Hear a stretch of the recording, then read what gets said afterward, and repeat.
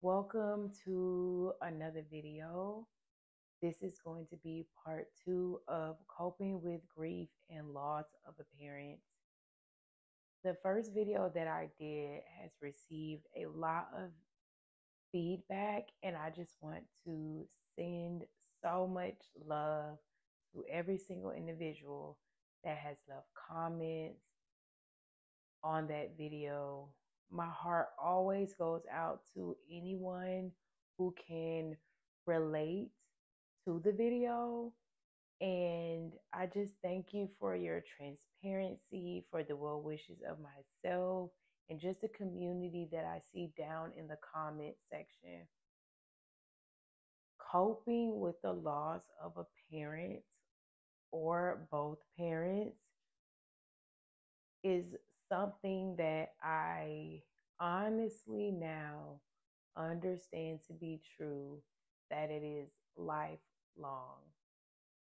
And as we continue to shift into a time where vulnerability is not something that is seen as weakness, I absolutely love the fact that times are changing, that we are able to express our feelings regarding grief and not feel as much judgment.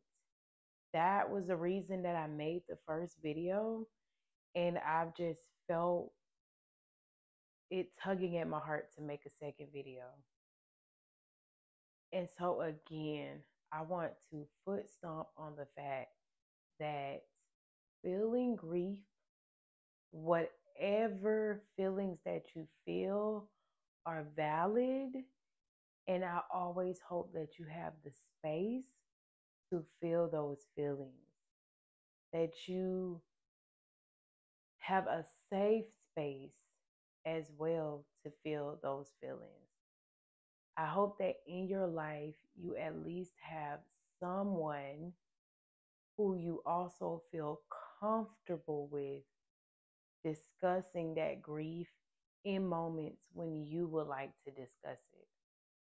Whether that is a friend, someone, if you are religious, someone in your religious circle, whether it is a therapist, a coach, or just someone, because we heal in community.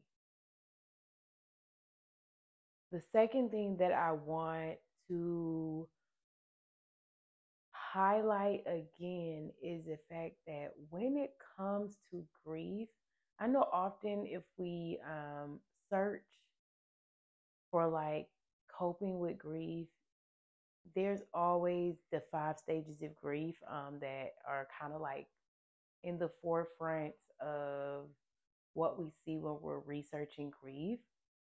And I really want to again foot stomp on the fact that you don't necessarily go through the stages of grief in order.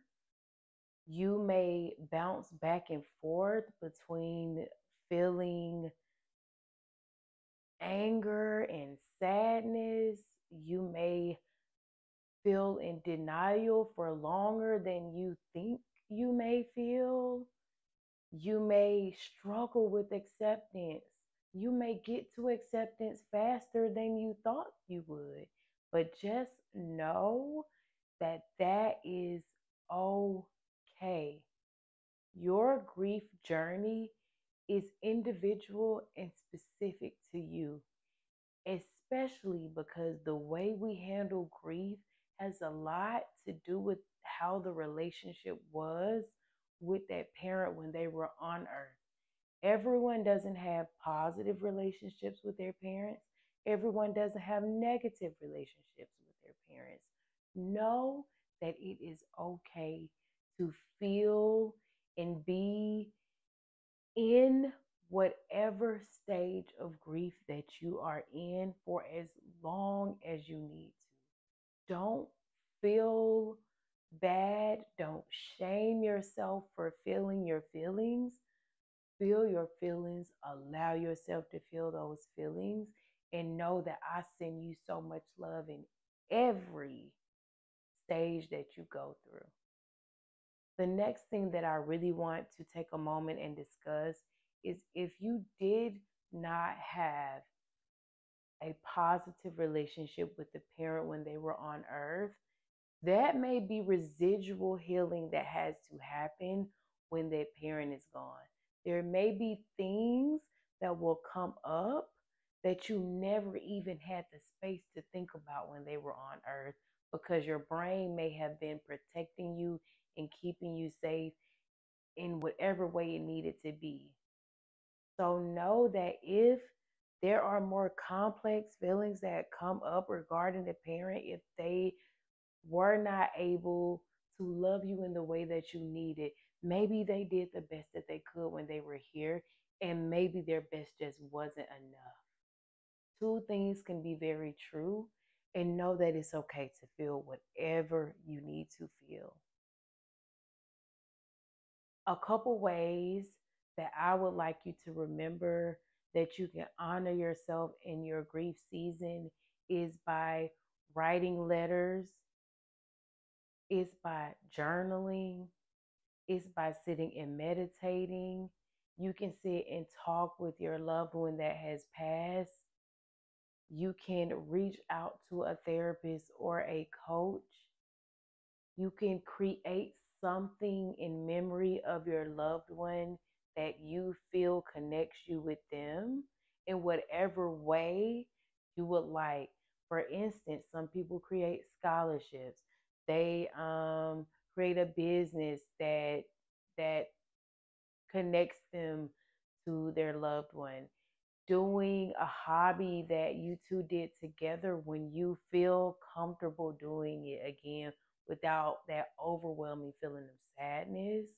Exploring something that maybe they enjoy doing. Know that your grief journey is again individual, and nobody on this earth can tell you whether you need to grieve this way or that way. Some people will offer the same way I'm offering you support this way. Others may offer it as well, but know that you have to do what is best for you. I send you so much love. I hope that as the days go on, the grief gets lighter for you to carry because it's always with us. Each day I wake up and think about my parents. There are moments that throughout the day I think about them. Sometimes it brings me to tears. Sometimes it just feels like I remember a good memory and it feels like a warm blanket.